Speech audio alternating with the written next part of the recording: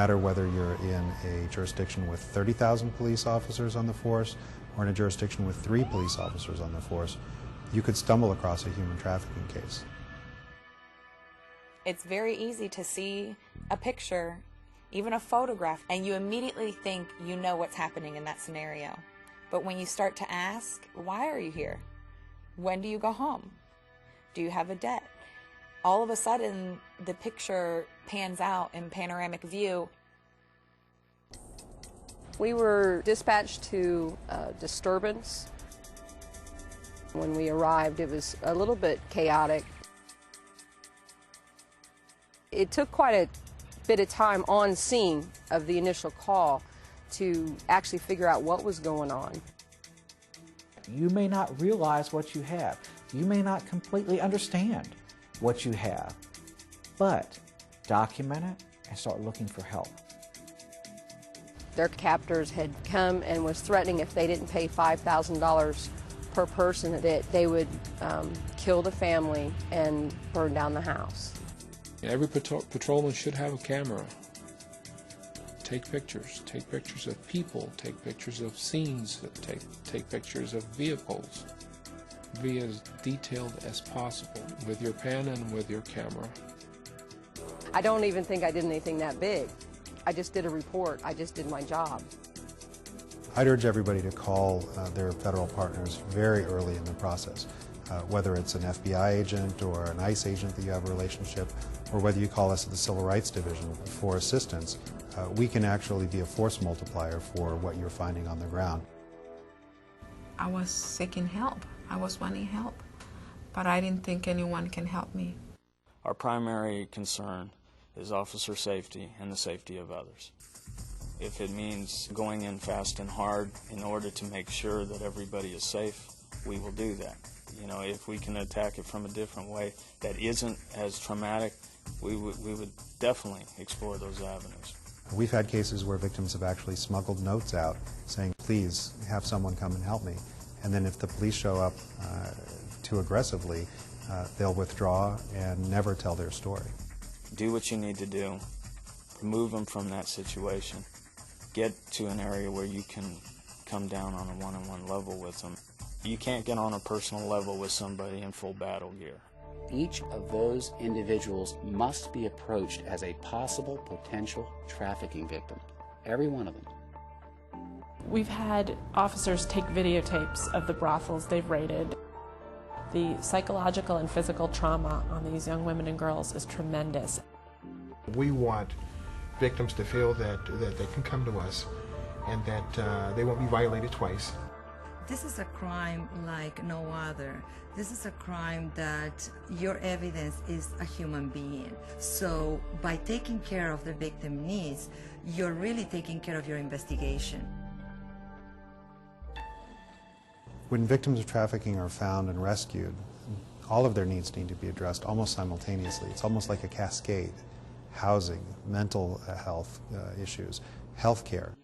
Until we can really come in and listen sensitively and address her issues, her immediate concerns for her own health and safety, she's not going to be in a position to confide. Cooperating with law enforcement, they said we will take care of your safety. Everything they promised to me was true. I felt comfortable. I believe in them. I trust them. That is why we rely so heavily on the NGOs to come in as quickly as possible and try to meet her immediate concerns.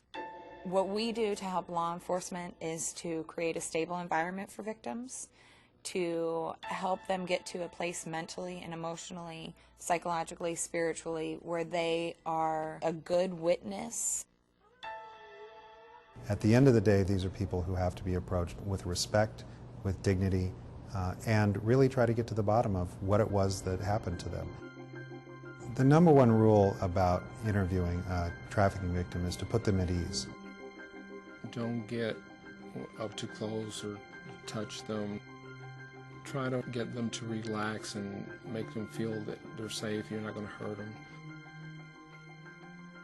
Some of the questions we'd ask were, what did you do in the country you're from? Are you getting paid? Are you able to keep your pay? Do you have control over your identification? Do you have control over your own housing? Are you free to leave? If it's an argument over a debt, ask what the debt is about. What was it for?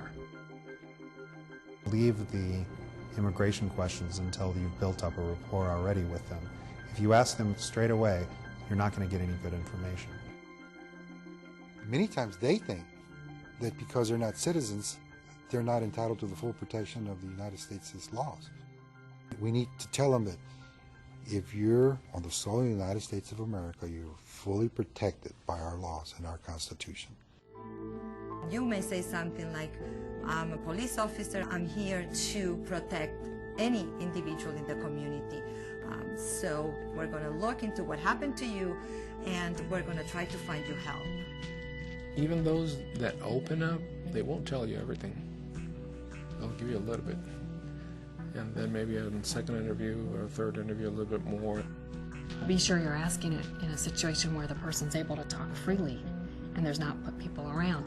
Use an interpreter who's not someone who's right there on the work site or the housing place that you went to. Please, please, please, for the officers, don't allow the employer be a translator for this person.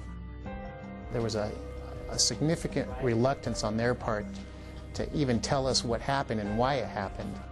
It wasn't until the translators arrived till they told us, well, they live together in this apartment, and there's a whole bunch of people that live at this apartment, and we were asking, why is that so? And then they were the ones who kind of uncovered it for us that, well, they were brought over here to work for this person in this restaurant to pay off a fee. It just broke it wide open. The key to a successful approach is finding the right personality that can establish the rapport with the potential victim. If you do not succeed, allow the NGOs and social service organizations to have an attempt to interview before you take any attempts to deport. If you care about the victims, it will show. If you're just doing the job, it's going to show too. These cases take a lot of man-hours. It takes a lot of sweat and tears. The end result is worth the sweat. I don't know who was the person who tipped the police, but with all my heart I thank to the person who did it.